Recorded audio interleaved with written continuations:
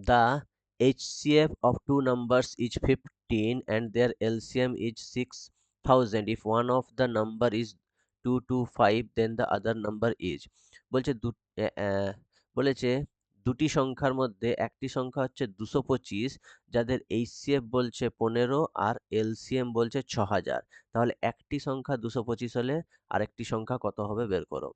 আমরা জানি দুটি সংখ্যার multiplication equals to HCF into LCM। তাহলে একটা সংখ্যা দিয়ে দিয়েছে 225 ইন্টু ওয়াই, HCF বলে দিয়েছে 15 ইন্টু LCM 6000। তাহলে কত হবে? আর একটা সংখ্যা বের করতে হবে।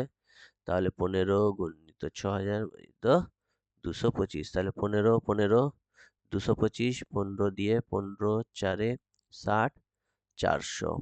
তাহলে আরেকটি সংখ্যা কত হবে? 400। ঠিক আছে, শর্টকাটে দেখিয়ে দিচ্ছি।